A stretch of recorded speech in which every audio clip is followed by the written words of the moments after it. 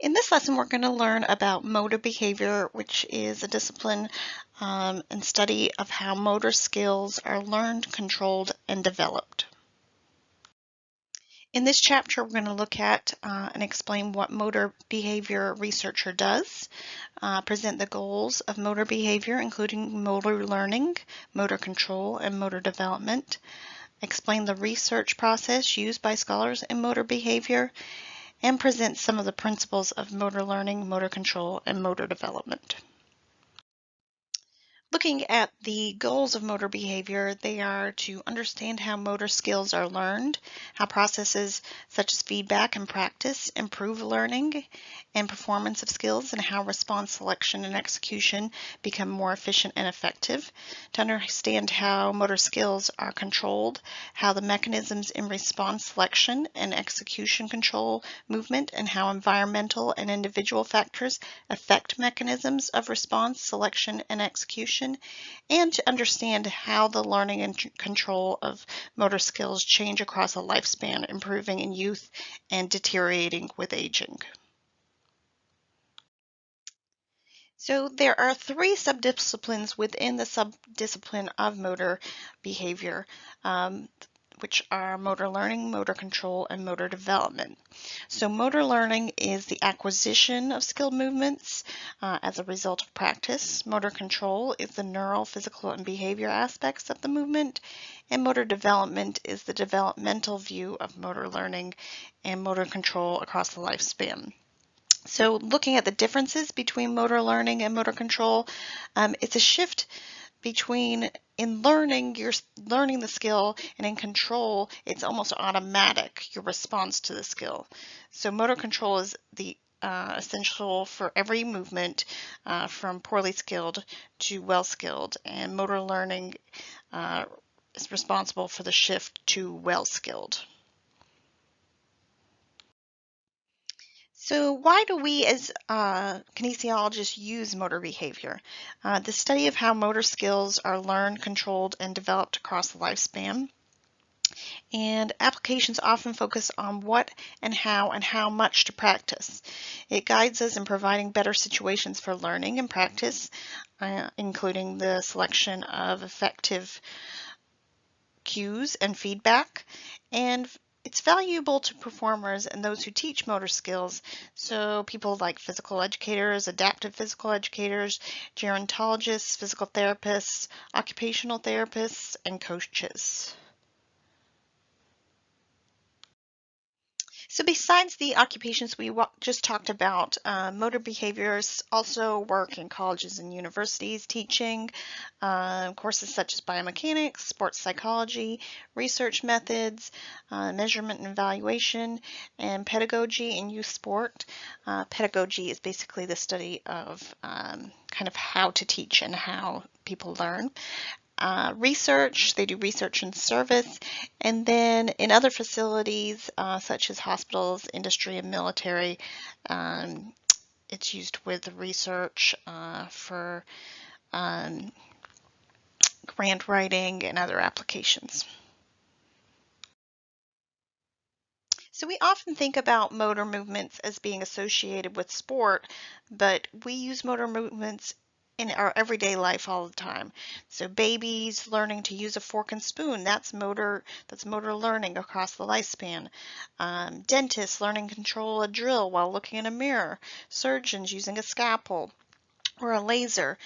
Children learning to ride a bike, roller skates, learning to drive, dancers performing any choreographed movement, pilots learning to drive an airplane, children controlling a pencil or type on a keyboard.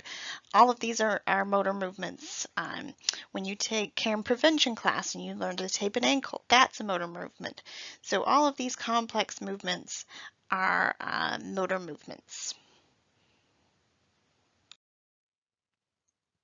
So historically, there's been 5 major themes that have persisted in motor behavior research. The first one is knowledge of results or feedback. There's a lot of research on this. We're going to talk about it a little later in this lesson. how your coach's feedback affects you. Seeing you do a skill on video, does that help you learn? Just the feel of the skill. These are all things that fall under knowledge of results. And then distribution of practice. So for example, I used to coach tennis, and I have to think about, as a coach, during the practice, how much time are we going to work on swings? How much time are we going to work on footwork? How much time are we going to work on combining all of these things? So that's distribution of practice. Transfer of training. Transfer of training is when you've already learned something, and then how that learned motor skill transfers over to something else. So for example, if you're a baseball player and then you start to learn golf or tennis, so those are all sports that have a swing, but it's a different swing, and so how that transfer of training follows over. And then retention, just thinking about how long you remember or kind of are automatic with a skill. So kind of the idea of like once you learn how to ride a bicycle, you never forget to ride a bicycle. And then individual differences. Not everybody learns the same way. Not everybody has the same measurement on their limbs. So all these things make different people learn differently. So looking at the history of motor behavior, starting in the late 1800s to early 1900s, motor skills were used to understand cognition and neural control. And then from 1939 to 1945, in the World War II era, there was a lot of interest in motor behavior as countries were looking at how to best prepare people for war to have the advantage over others, whether it be, flying an airplane or moving quickly across a battlefield. And then in the 40s through 60s, Glasgow, Rarick, and Epinshad did a lot of research on how children acquire motor skills. In the 1960s, memory drum theory was composed by Franklin Henry, who's the father of motor behavior. And motor behavior became a subdiscipline of kinesiology at this time. And from the 1970s to present, there's been the influence of growth and maturation on motor performance, a lot of study in that area, and the developmental patterns of fundamental movements. So at this point, we kind of have a best case scenario of how each child, each skill can ideally learn and learn the best. So there are several different research methods in motor behavior, and first we'll look at the experimental designs or types of studies. So the first is between group, and that compares two or more groups that were exposed to different treatments or interventions but test them on the same task. Then you also have within group, where participants are exposed to two or more different tasks and are tested on the same task. And then descriptive is when the participants receive no treatment. The investigator measures or observes participants performing a task. Sometimes the investigator observes the same participant several times to trace the changes. So then looking at kind of ways that we design research. The first is looking at the early stages of learning or novel tasks. So if you're doing an experiment with someone who has never done the task before and looking at that. The second is studying expert performers. Then also there's a lot of instruments where we can measure movements. It's called kinematics. And then looking at the task characteristics of movement. So whether it's a small movement within the movement or a continuous movement.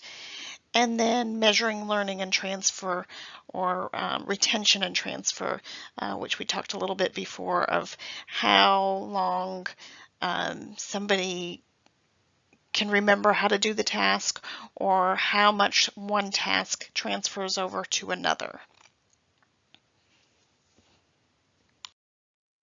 Looking more closely at novel learning tasks that we just introduced, when you're doing this sort of an experiment, you need to ensure that none of the participants have tried the task before. They're usually very simple. On the next page, there's a little picture of someone doing a novel learning task. It allows us to study the improvement and how movements are learned. Since the participant has never done it before, that's what this shows us.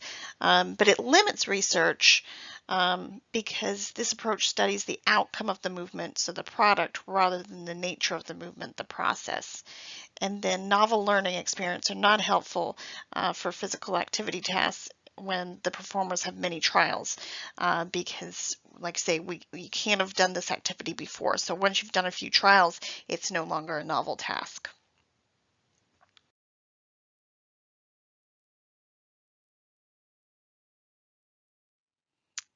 Looking at studying expert performers, this is kind of the alternative to studying novel learning of tasks. So with expert performers, we're looking at them during practice and competition, and it's definitely going to differ from the novices. So when we're looking at a novice, they've never done it before, so there's no decision making or usually no skill involved. But these are two things that are involved when you're looking at an expert performer. And then also game performance variables. So this could be, is it raining while they're doing the skill? Are they playing in, a very difficult team? Depending what they're wearing, all these things could change the expert performer's motor behavior. And then knowledge of skills in sport are often really highly specific. So before I talked about transfer of training, so just because you learn to swing a baseball bat doesn't mean you know how to swing a tennis racket or a golf club, but it does kind of carry over a little bit. So the information does help us understand how learning occurs across many other skills. So looking at an overview of knowledge in motor behavior, um, one aspect is information processing. And, we've looked at the history of motor behavior, and this is an area that changes from day to day of what kind of theories people have, scientists have, of how we operate in motor behavior. So information processing is this concept formed to help scientists understand how the central nervous system works. So it conceptualizes the brain as a computer, a master controller, and commands are sent from the brain, which would be kind of the CPU, through the spinal cord, which is your wiring, which reduces complexity of information for the muscles and muscle groups, which in this idea would be kind of your printer and screen. So the goal of motor behavior is to explain response selection and response execution. And like I said, there's been many theories of how this exactly happens over time in motor behavior. Looking at motor learning in motor behavior, the goal of motor learning is to understand the role of practice, feedback, which could be intrinsic or extrinsic, and individual differences. Looking at before practice, there has to be goal setting, instructions, modeling, mental practice. So these are things that could affect practice time and practice quality. And then during practice, scheduling practice in the context of practice. So things like I was talking about before, how much time you're spending on certain skills, maybe gross motor versus fine motor skills, how much time on conditioning versus swing practice, things like that. And then practice is a necessary but not sufficient condition for learning. And practice, the results that make perfect. So basically this is saying you need to be practicing what will make you successful. If you're practicing something incorrectly, that's not going to make you better. You need to find out what's going on to make you better and practice that way. And finally, skill acquisition variables versus performance variables. If you practice making a soccer shot with no defense ever, you're going to have a really hard time when it comes to performance, because obviously there's going to be a team there stopping you from trying to make that goal.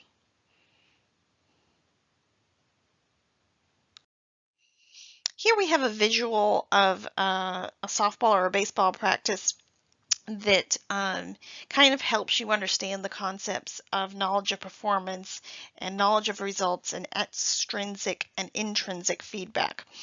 So we have somebody throwing the ball to the, we'll assume baseman or whoever. And so as soon as this person throws the ball, he says that that throw felt good. So that's an example of intrinsic feedback. And then the person catching the ball gets the person out. So that is also intrinsic feedback, because they know automatically that the throw was good. And then examples of extrinsic feedback here are the coach saying, nice job setting it up, and then giving some feedback, release it quicker next time. And then the umpire is saying the runner is out, so that's knowledge of results. And extrinsic feedback. So the knowledge of performance is the first part of the picture, and knowledge of results is at the end. So another example of knowledge of results would be if you're hitting a tennis shot and it goes in the court, you know as soon as that shot goes in the court that you were at least somewhat successful.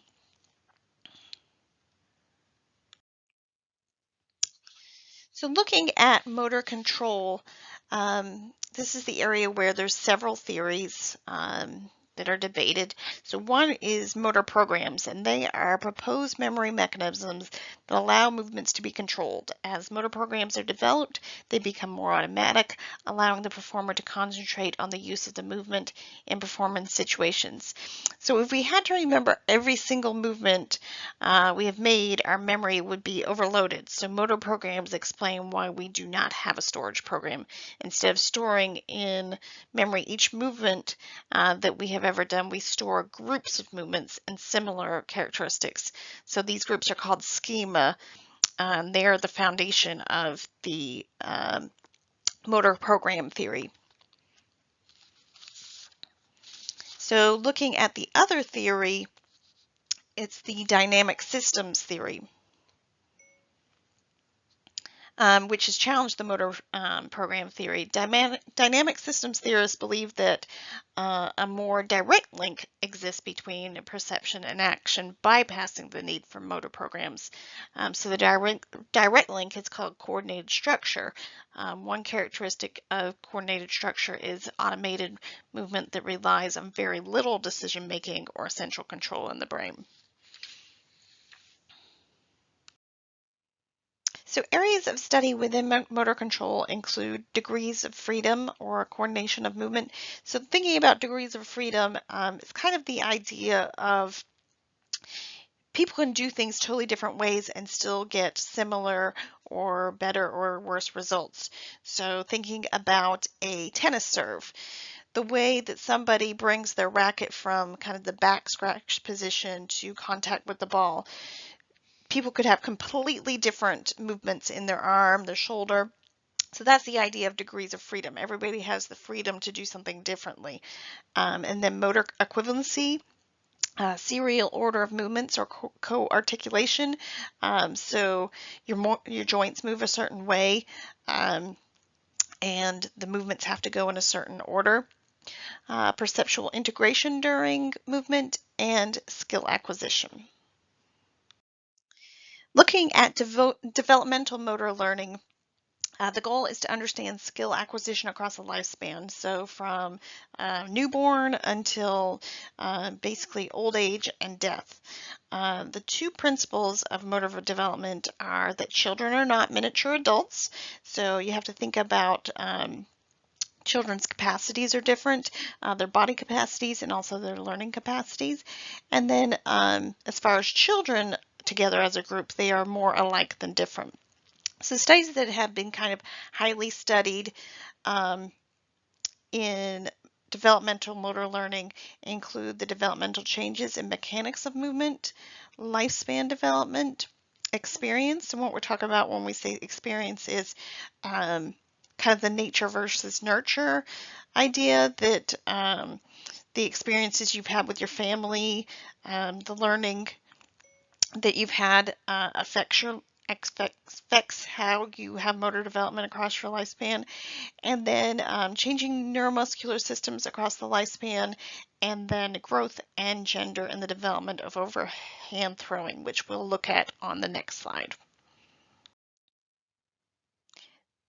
So we've all heard the saying, you throw like a girl, which obviously we've tried to get past the differences in girls and boys in sports over time, but I think the reason it might persist is because there is an actual difference. But this is a study that is continually done, and it kind of puzzles people in motor development.